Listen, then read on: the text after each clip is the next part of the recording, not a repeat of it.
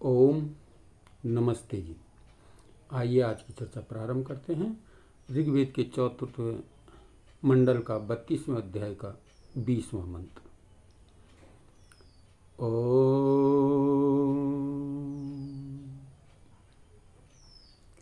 भूरिदा भूरि देहि नो मा द्रभ्यं भूर्याभर भूरि घेदिन्द्र दित्ससि। हे इंद्र, परमेश्वर्य युक्त प्रभु, आप भूरिदा बहुत देने वाले हो। नह हमें भूरि देहि बहुत दो। माँ दभ्रम थोड़ा नहीं। भूरि आभर बहुत लाओ। इत निश्चय भूरिघा सदा बहुत। दित्ससि देने की इच्छा करते हो, आप बहुत देने की इच्छा करते हो। तो अर्थ करते हुए लिखा गया है, हे सर्व ऐश्वर्य के स्वामी परमात्मन, आप अपने सेवकों को बहुत ही धनादि पदार्थ देते हो। हमें भी बहुत दो, थोड़ा नहीं, क्योंकि आपका स्वभाव ही बहुत देने वाला है। सदा बहुत देने की इच्छा करते हो। भगवान धनादि पदार्थों को प्राप्त होकर उनको अच्छे कामों में हम लगाएं, बुरे कामों में नहीं। ऐसी ही आपकी प्रेरणा हो। हम धर्मात्मा और धनी ज्ञानी बनकर अपने ज्ञान और धर्म के फैलाने वाले बने, जिससे कि हम सबका कल्याण हो। तो बहुत ही सुंदर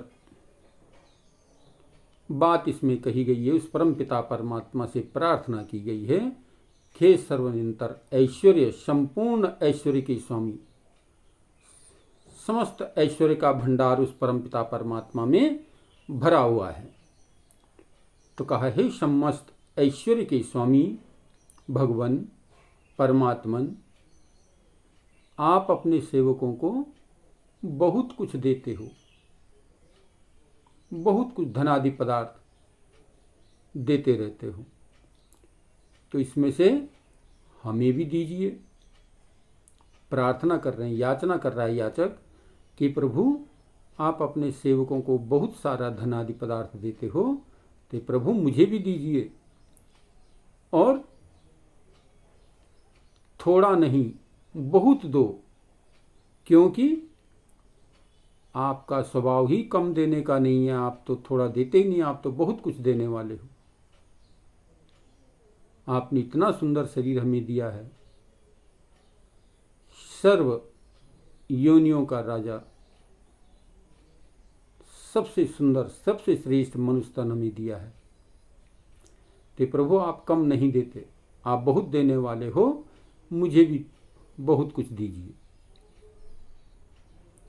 हे भगवान, इन उत्तम धनादि पदार्थों को पा करके हम उनको अच्छे कामों में लगाएं, श्रेष्ठ कामों में लगाएं, पुण्य के कार्यों में लगाएं, बुरे कार्यों में नहीं। जो भी धन हमें प्राप्त आपके द्वारा प्राप्त हो, उसे हम श्रेष्ठ कामों में लगाएं, अच्छे कामों में लगाएं, यज्ञ याग आदि कार्यों में लगाएं, दान और पुण्य के कार्यों में लगाएं, निर्बल और दीन और दुखी की सहायता में लगाएं। ऐसा हमको धन दीजिए, खूब धन दीजिए, जिसको कि हम निर्बलों की, गरीबों की, उन्नतियों की सेवा में लगा सकें।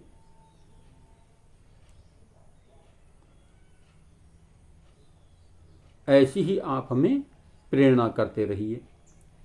हमारा धन बुरे कार्यों में व्यय न हो, अच्छे कार्यों में आप धन लगाने के हमें प्रेरणा करते दीजिए। हम धर्मात्मा और धनी बनकर, ज्ञानी बनकर आपके ज्ञान और धर्म के फैलाने वाले बने। हम आपके ज्ञान और धर्म को संसार में फैलाने वाले बने। तो इससे हम जो है प्रभु आप हमें उत्तम धन दीजिए, उत्तम ऐश्वर्य प्राप्त कराइए।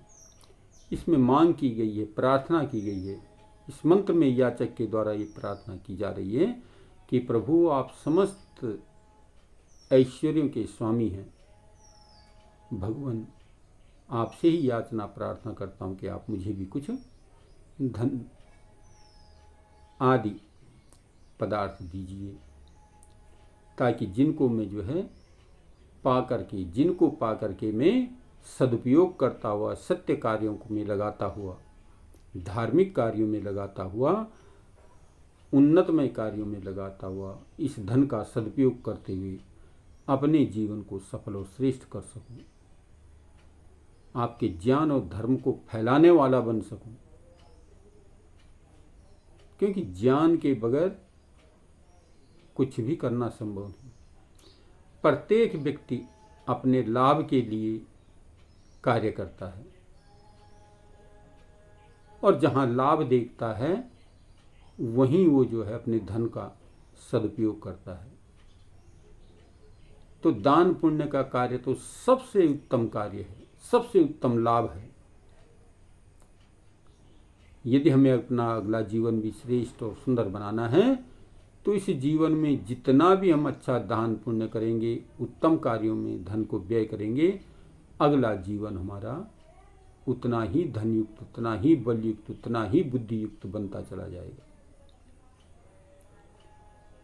तो इसलिए इसमें प्रार्थना की गई है भक्त के द्वारा कि प्रभु आप धन ऐश्वर्य के स्वामी हैं, मुझे भी धन प्राप्त कराइए।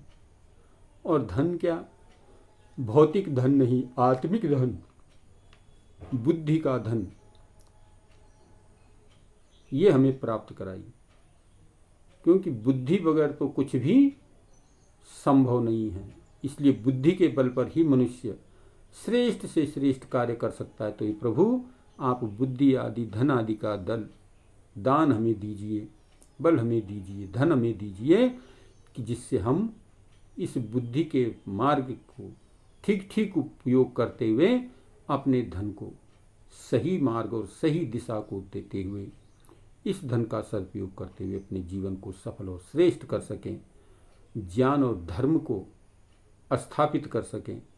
आज धर्म के नाम पर जितना पाखंड मचा हुआ है, इस पाखंड से हम बचें और वेदों की ओर लौटें। इसलिए ऋषि दयानंद ने कहा था कि संसार के लोगों वेदों की ओर लौटो, क्योंकि वेद ही एकमात्र ऐसा उपाय है कि जिसमें मनुष्य को ठीक ठीक प्रकार से जीने की कला बताई जाती है।